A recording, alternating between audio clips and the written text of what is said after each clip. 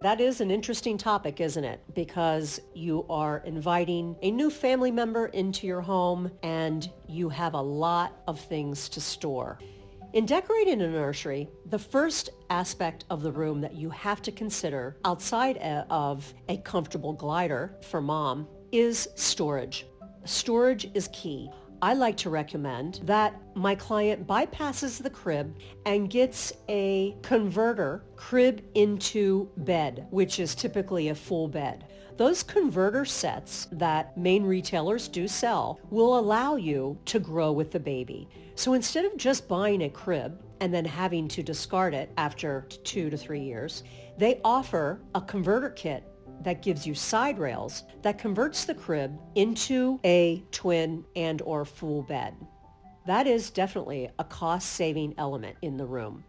Also, another way to save on cost is to make the room more unisex and also a bit more mature and less childlike. What this will do is it will give you the freedom of time so that your baby can grow into the room without you having to repaint and redecorate for toddler into preteen. The more neutral your decorating is, the longer it will last.